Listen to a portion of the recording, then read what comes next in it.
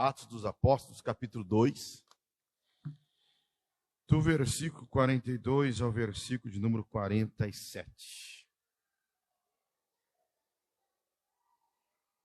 A versão que leio é a NAA, Nova Almeida Atualizada, e ela diz assim: E perseveravam na doutrina dos apóstolos, e na comunhão, no partir do pão e nas orações.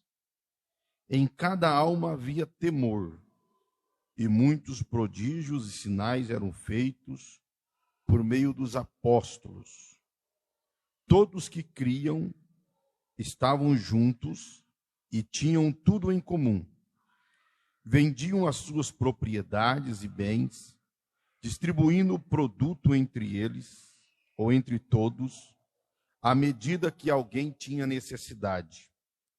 Diariamente perseveravam unânimes no templo, partiam pão de casa em casa, tomavam as suas refeições com alegria e singeleza de coração, louvando a Deus e contando com a simpatia de todo o povo. Enquanto isso, o Senhor lhes acrescentava dia a dia os que iam sendo salvos. Amém? Vamos orar, irmãos, nessa oração. Vamos orar pelo nosso irmão César, que não está muito bem. Alguém mais pediu oração para mim, só que eu esqueci quem foi que pediu. Quantos mais precisam de oração? Vamos estar orando, então, uns pelos outros. Irmão Odair Maia, faça essa oração.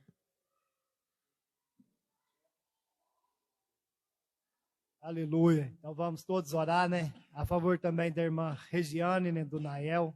E a favor de cada um, né? Para que Jesus venha curar a cada enfermidade que estiver, né? Nas vidas daqueles que crê numa cura. Ó Senhor Jesus, sim, ó Pai, estamos, ó Papai querido, iniciando, Jesus, este culto, ó Pai, alegre, Jesus, nossos corações, Jesus, por tudo que o Senhor já tem feito neste dia, nos guardado, nos protegido, ó Pai Santo, e viemos, ó Papai querido, pedir a Ti, Jesus, que venha cuidar dessas vidas, ó Pai, a qual rogou por uma oração, Jesus, por uma bênção, por uma cura, Jesus, por uma vitória, ó Pai.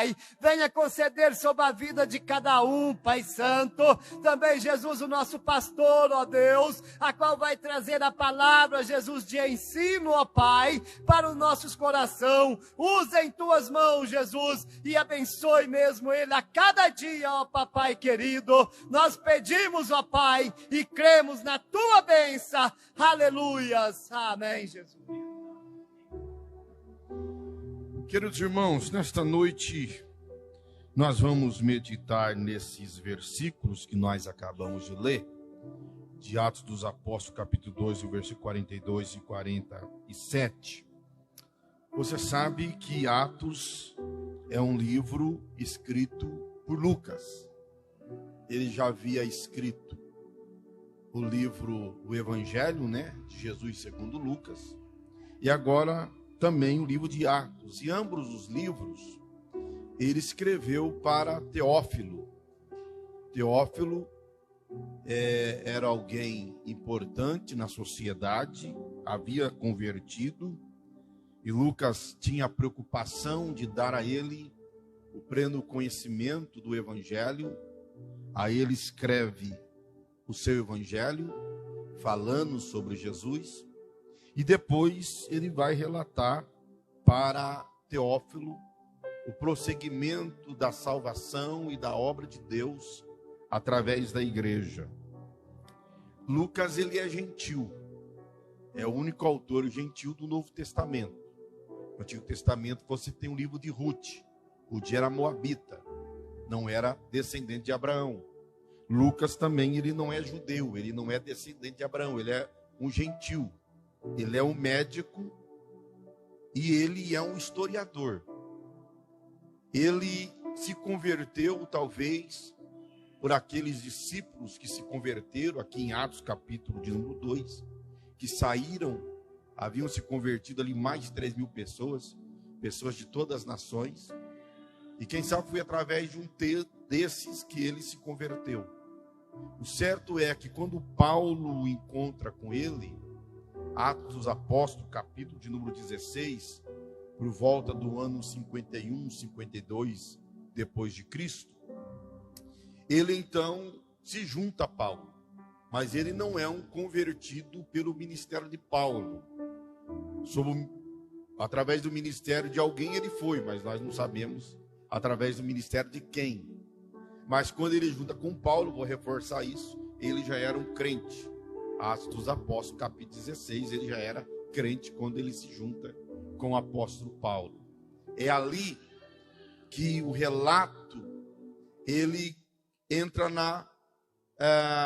ele começa a dizer eles, para dizer nós. Ele para de dizer eles, né, Paulo e Silas, no começo do relato, Paulo e Barnabé, e a partir de Atos 16, ele começa a dizer nós. Ele se junta a Paulo para esta obra.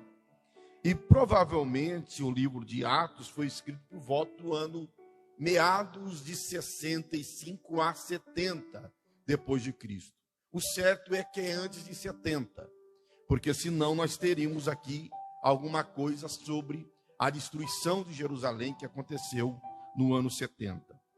E aqui nesse texto que nós lemos, ele está dando um relato histórico de como vivia a igreja primitiva, os crentes da igreja primitiva, aquela primeira geração de crentes que haviam aceitado a fé em Cristo. Aqui nós temos um relato. Nesse relato, é óbvio, está incluindo também aqueles 3.000 que haviam se convertido. Muitos voltaram para suas nações, mas muitos também eram dali e se juntaram à igreja. E aqui ele apresenta 11 características da igreja primitiva. Eu quero apresentar essas 11 características e quero convidar você a comparar a vida que nós levamos, a vida que eu levo, a vida que você leva, com a vida que aquela igreja vivia. O que eu gostaria de desafiar você a comparar a tua fé, a tua conduta de vida, o seu padrão de vida espiritual com o padrão de vida da igreja primitiva. E a primeira característica aqui que o autor sagrado nos apresenta é que eles perseveravam na doutrina dos apóstolos. Doutrina aqui não é uso e costumes, doutrina aqui é ensinamentos. Eles perseveravam nos ensinamentos dos apóstolos. O que os apóstolos ensinavam? Nós temos que ter em mente que aqueles apóstolos, eles não eram teólogos, eles não tinham o conhecimento que os fariseus tinham. Então o que eles ensinavam era aquilo que eles haviam ouvido de Jesus. Eles replicavam os ensinamentos que eles haviam aprendido com Jesus. E eles ensinavam isso à igreja, e a igreja perseverava nesses ensinamentos. Perseverar, essa palavra, quer dizer persistir, ser constante, permanecer, conservar-se. Então, quando diz que eles perseveravam na doutrina dos apóstolos, o que está dizendo é que eles eram constantes, eles conservavam-se nesse ensinamento. E não é como muitos que ouvem o ensinamento, mas aqui dentro ele obedece o ensinamento. Lá fora ele já quer andar segundo os seus pensamentos e a sua vontade, praticando as obras da carne. Não. Eles ouviam os ensinamentos dos apóstolos e eles perseveravam nesses ensinamentos. Eles ensinavam sobre a encarnação de Cristo, a morte de Cristo, a ressurreição de Cristo, a vinda de Cristo. Eles ensinavam que Cristo era da descendência de Abraão. Ora, se você pegar as mensagens de Pedro aqui, capítulo 2, do versículo 14 a seguir, ele fala sobre Cristo. Esse ensinamento que ele trazia, que os apóstolos traziam, aquela igreja perseverava. Mas diz também que eles perseveravam na comunhão. Aqui a comunhão é tanto vertical quanto horizontal. Vertical, comunhão com Deus. Horizontal, comunhão com o próximo. Você vai ver no relato que eles iam de casa em casa, se reuniam, comiam. Eles estavam unidos no partir do pão. Havia comunhão horizontal no meio daquela igreja. Eles observavam os ensinamentos. E o ensinamento de Cristo nos conduz a uma perfeita união. Se o ensinamento de Cristo na minha vida e na tua vida não está nos conduzindo à comunhão com o nosso irmão, nós não estamos vivendo esse ensinamento. E diz a Bíblia que eles perseveravam, eles conservavam essa comunhão com o seu irmão, eles conservavam a comunhão com Deus. A Bíblia diz, se você aborrece o teu irmão a quem você vê, como você pode dizer que crê em Deus, quem você não vê? Então está interligado a comunhão vertical e a comunhão horizontal. É impossível ter comunhão vertical sem ter comunhão horizontal. É impossível. Para ter comunhão vertical, temos que ter comunhão horizontal, uns com os outros. Mas eles perseveravam também nas orações. Eles eram constantes nas orações. Eles eram perseverantes nas orações. A igreja se reunia. Ainda nos primeiros anos da igreja, ela se reunia no templo judaico. Capítulo 3. Pedro e João sobem ao templo para orar, na hora nona. Mas a igreja também se reunia nas casas para orar. Quando Pedro ele é liberto da prisão, ele vai à casa de Maria e lá tem uma reunião de oração. Então a igreja, ela perseverava nos ensinamentos, ela perseverava na comunhão e ela perseverava na oração. No versículo 4 nos apresenta mais 43, melhor dizendo, nos apresenta mais uma característica. Diz: em cada alma havia temor. Temor. Muitas vezes nós traduzimos a palavra temor por medo. Mas aqui não é medo de Deus. Aqui é o temor de reverência, de obediência. É o temor no sentido que o hebraico tenha, tanto o hebraico, depois o grego também, esse sentido de o temor como medo, pode ser traduzido como medo, mas também como pode ser traduzido como um ato de reverência a Deus, de obediência a Deus, de se prostrar diante de Deus, reconhecendo o seu poderio e aceitar a sua vontade sobre si. Aquela igreja era uma igreja que temia a Deus. Em cada alma havia temor. Por que havia temor? Porque eles viam as coisas extraordinárias que aconteciam. Eles viam o agir de Deus. Esse temor da igreja referencial era um temor de medo dos ímpios. Eles tinham medo. Mas a igreja, ela reverenciava o Deus Todo-Poderoso. Então em cada alma havia temor. Quando nós temos reverência para com Deus, nós cuidamos para não pecar contra esse Deus. Quando Moisés, ele lá na sarça ardente, lá no Monte Horebe, capítulo 3 de Êxodo, ele teme a presença de Deus. Ele teme. Quando ele sobe ao Monte Sinai, ele teme.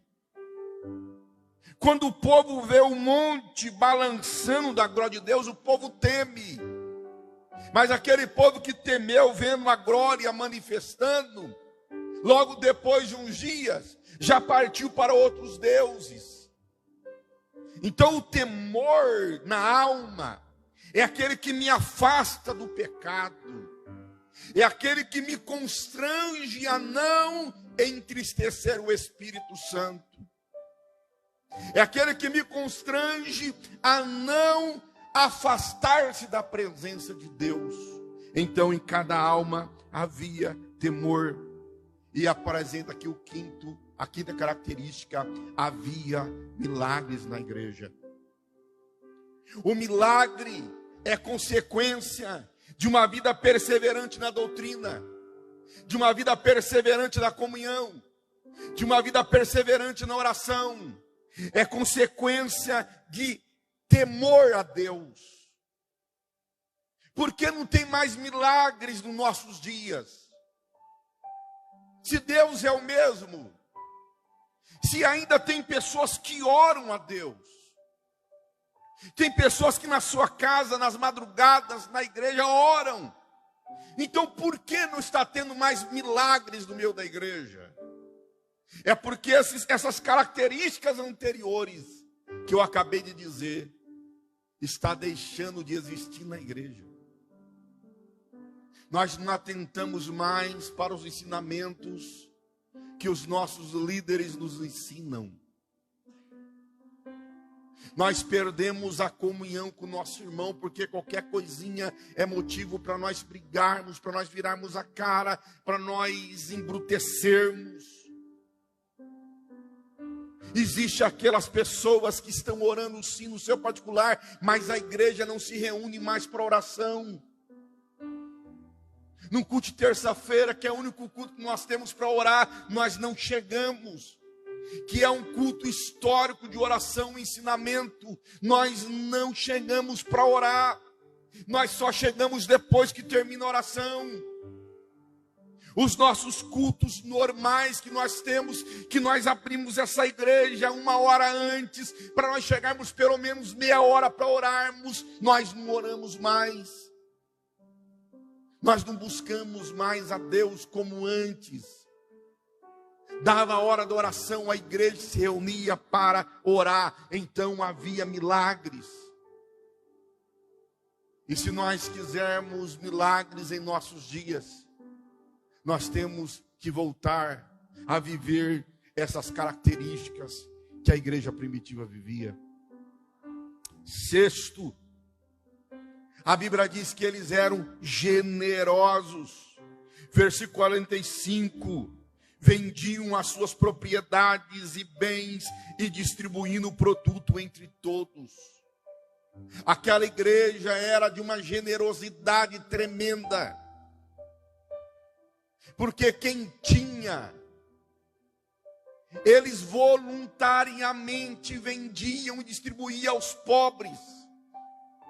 Veja bem que não havia nenhum ensinamento da liderança, não havia nenhum ensinamento dos apóstolos para que eles assim fizessem. Tá certo? Tem alguns espertalhões aí hoje que para arrancar o dinheiro do povo manda fazer sacrifício. Faz sacrifício, queima aqui na fogueira santa, vende a tua casa, Deus vai dar 2. Depois tem um monte de processo, pessoa querendo dinheiro de volta porque não ganhou as 2 casas.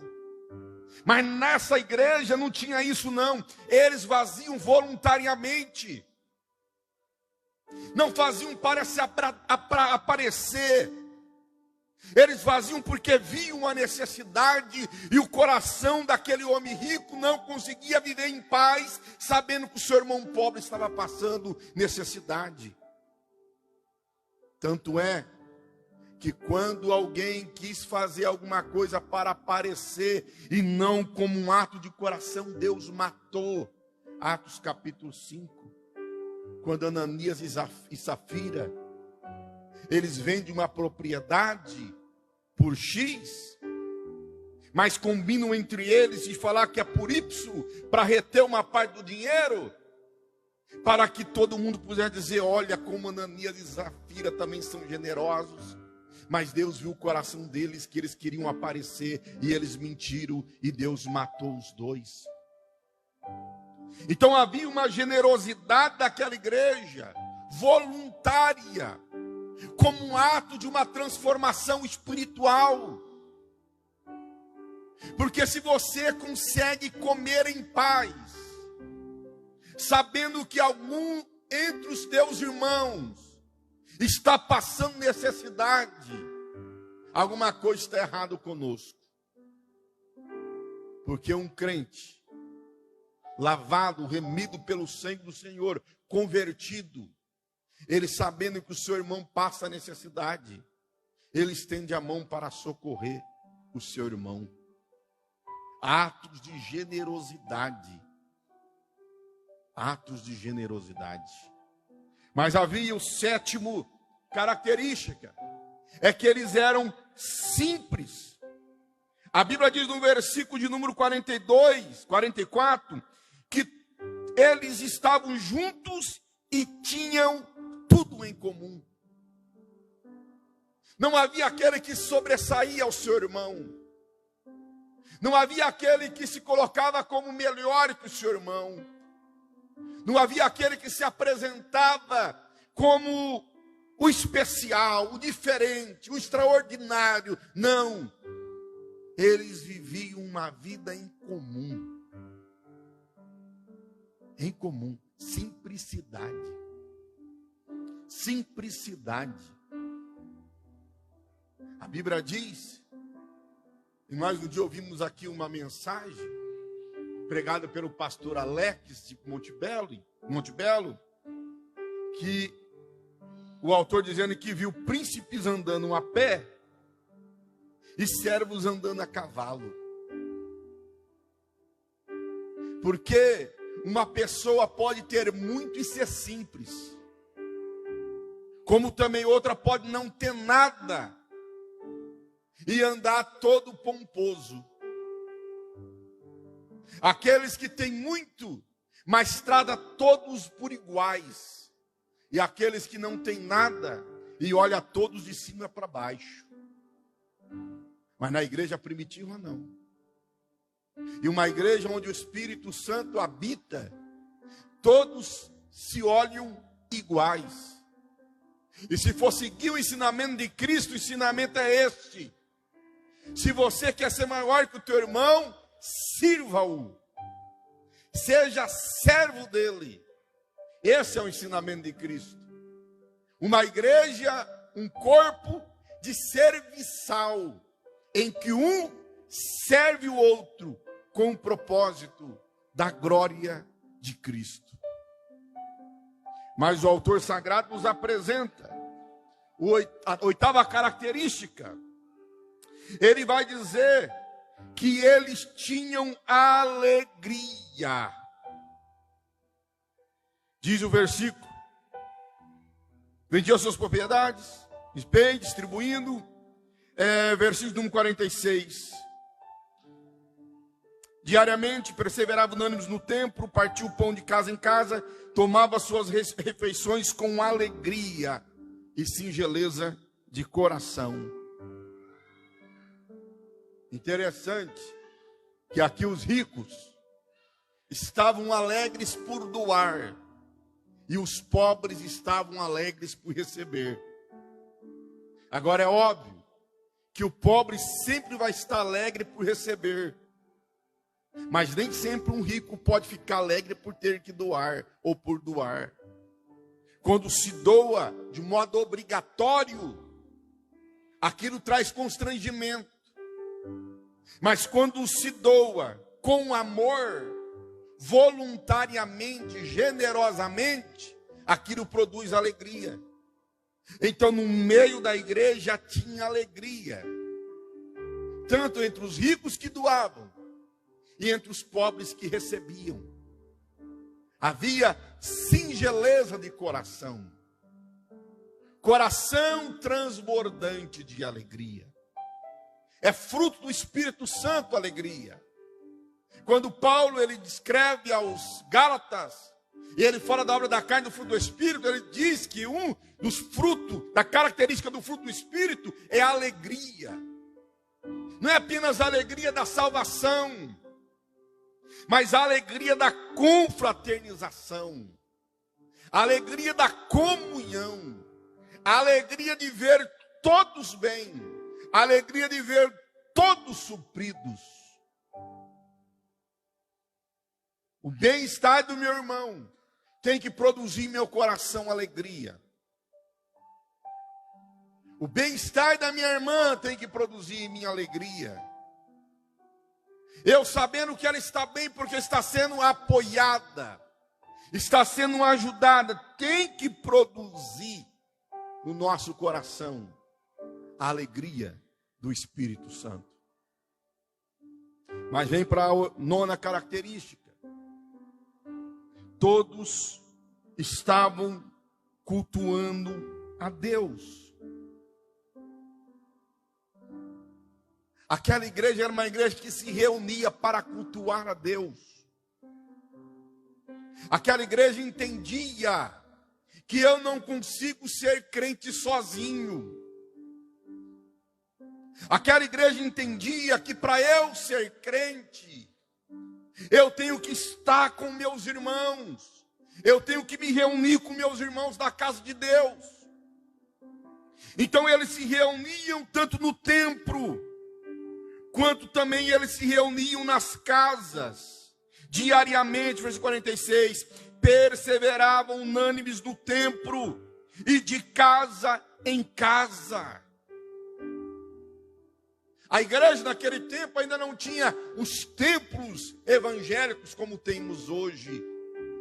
Então eles se reuniam nas casas, quanto não no templo. E eles tinham prazer de estar reunidos. Quantas vezes eles se reuniam? Era diariamente. Diariamente. Nós temos hoje uma dificuldade enorme de vir para o templo cultuar a Deus.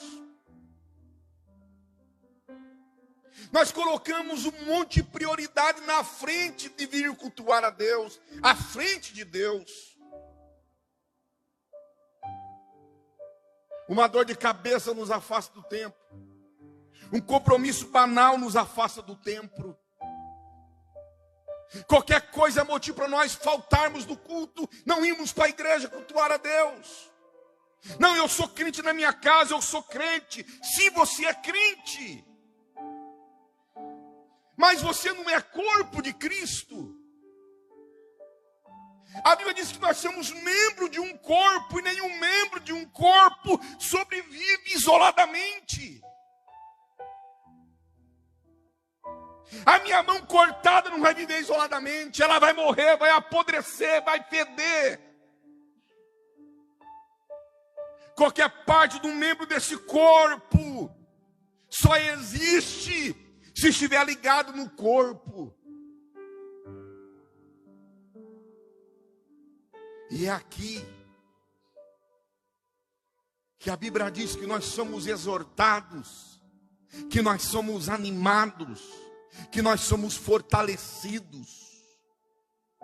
É nesse lugar, com toda a imperfeição que possa ter, sim, todos nós somos imperfeitos, mas foi esse lugar que Deus escolheu para aqui nos animar, nos fortalecer, nos dar graça para vencermos as lutas lá fora.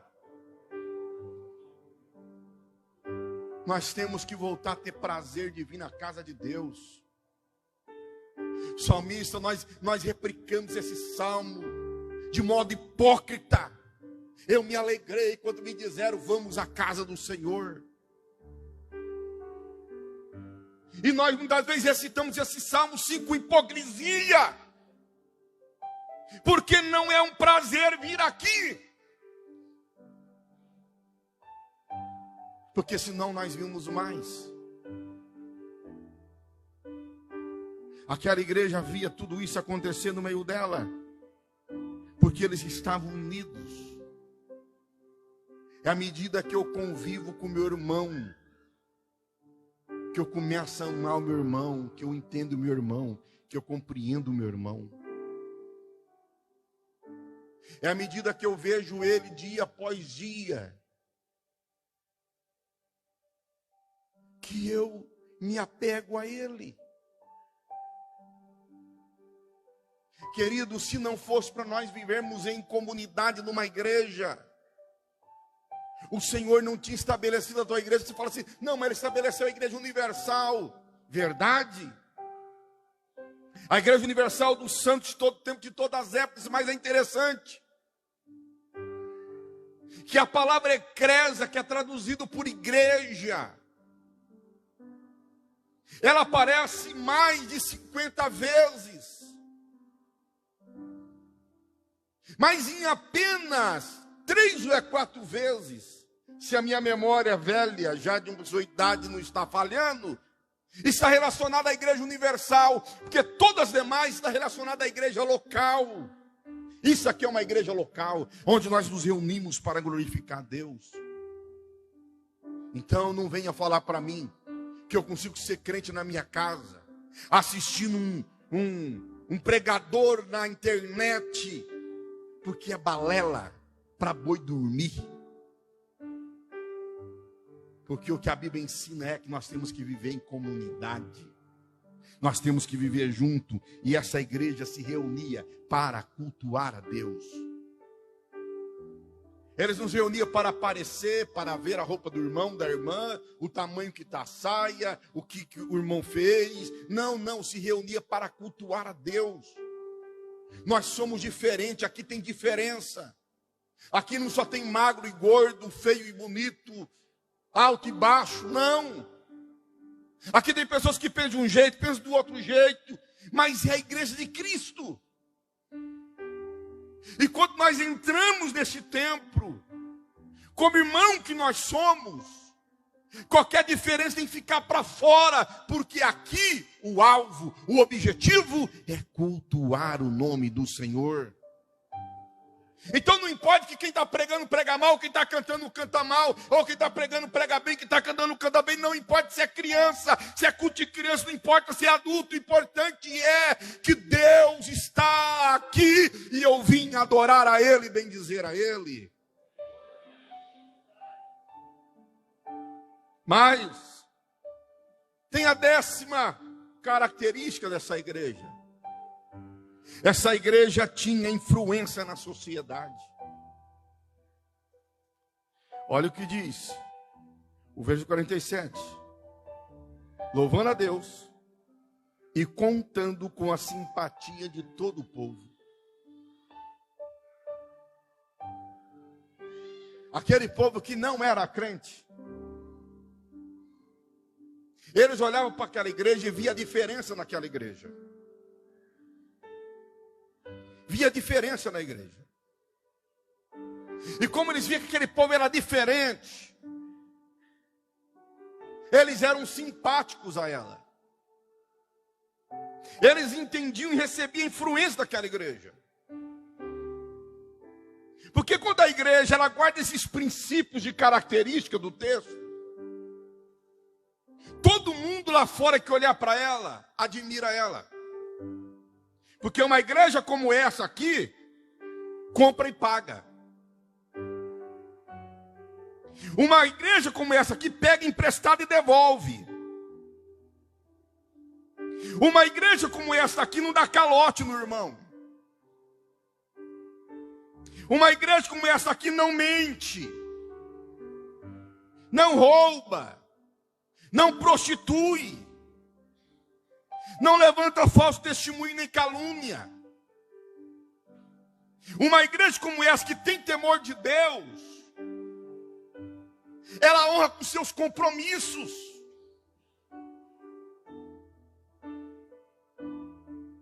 E aí o mundo olha para a igreja e é simpática essa igreja. Deixa eu abrir um parênteses para dizer uma coisa para vocês aqui. Eu já perdi a conta de vezes. Foi pessoas na minha casa querendo que eu intermedie o acerto de conta entre os irmãos. Devolução de café, dinheiro emprestado, agiotagem. Eu já perdi a conta. Só que a minha ladainha é repetitiva, né? Aquela cantiga repetitiva. Quando você fez o negócio, você chamou o pastor para ir lá fazer o negócio? Não.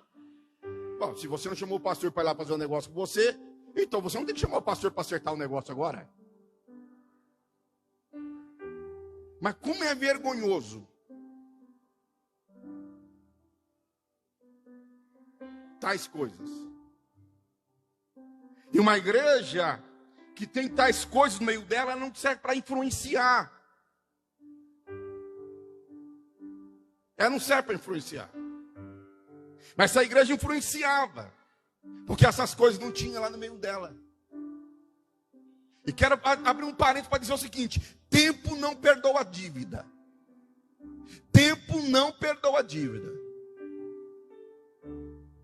Não importa quantos anos faz, dívida está lá e tem que ser acertada. E 11º, característica da igreja, é que ela tinha crescimento constante.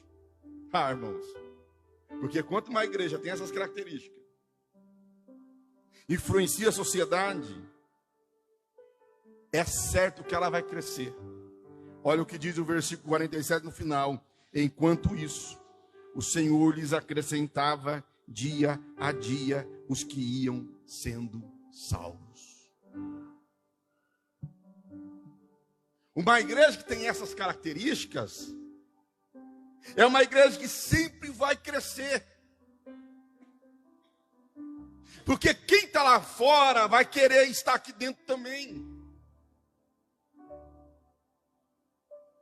Uma igreja que tem essas características, que influencia a sociedade, que é simpática ou que o povo é simpático a ela, ela agrega as pessoas. Porque as pessoas sabem que se chegar aqui, Deus está aqui e Deus vai mudar a vida dela. Porque olha fulano, o que fulano era? Bêbado, pinguço, maconheiro, tanta coisa que era, né? E agora está lá na igreja, põe um terno, gravata, ou não usa terno e gravata para não ter problema, mas olha lá como ele está bonitinho, não vê mais nas esquinas bebendo, caindo, sendo lambido por cachorro, não. Agora, olha a vida que esse homem leva. A igreja cresce dia após dia. Queridos, eu confronto você com esta palavra e confronto a mim também. Quais dessas características da igreja primitiva será que nós temos? Será que nós somos perseverantes na doutrina dos apóstolos? Nos ensinamentos dos nossos guias, conforme diz Hebreus? Obedecei aos vossos pastores, porque eles velam pelas vossas almas. Será que nós somos perseverantes na comunhão? Comunhão vertical com Deus, horizontal com o nosso próximo? Será que nós somos perseverantes na oração? Será que nós temos tido reverência? Eu tenho uma dificuldade, né? Que é reverência, eu falo referência. Eu troco o V pelo F, né? Será que nós temos temor de Deus? Há milagres na nossa vida, há milagres no nosso meio. Nós somos generosos. Nós somos simples. Será que como aquela igreja nós temos alegria? Alegria por viver em comunhão, por ser generoso, por ajudar e por ser ajudado? Será que nós temos prazer de vir a esse tempo para cultuar a Deus? Será que nós estamos exercendo influência na sociedade? Será que nós estamos crescendo, irmãos?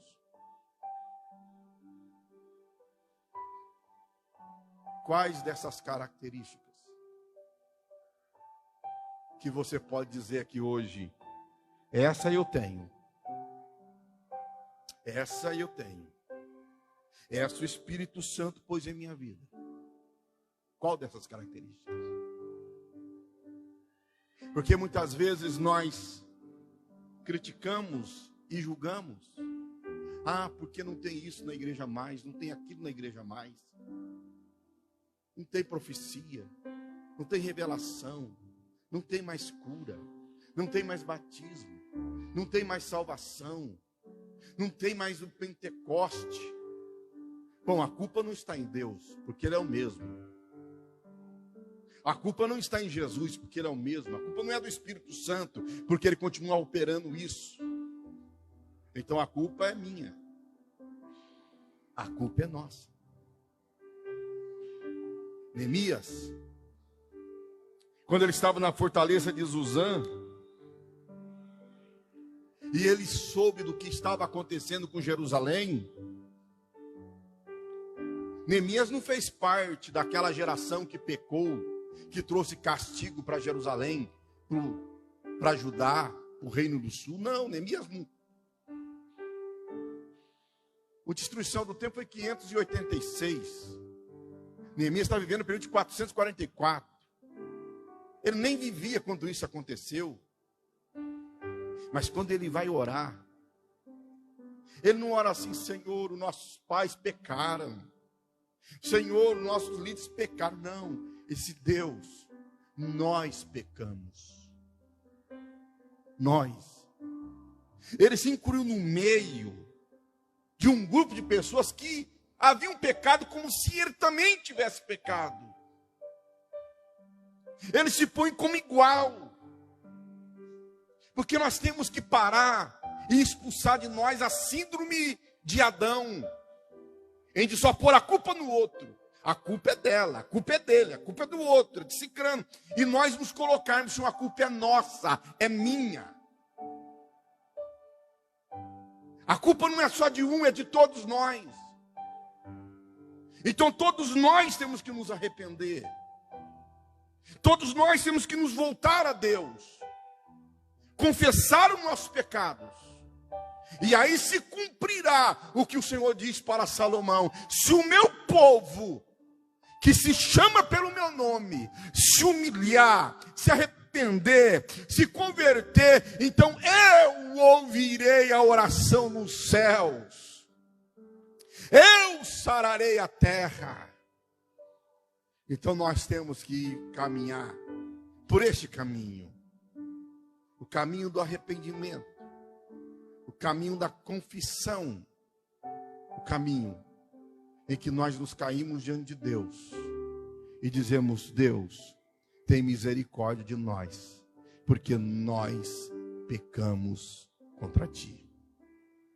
Não, a irmã pecou contra o Senhor porque ela fez isso e aquilo. O irmão pecou contra o Senhor porque fez. Não, nós pecamos, nós erramos. E todos nós precisamos da misericórdia de Deus e de nos convertermos a Deus. E aí eu encerro com a oração de Jeremias, como um clamor de minha alma: converta-nos, Senhor, e nós nos converteremos a ti. Quantos podem levantar a tua mão e dizer amém?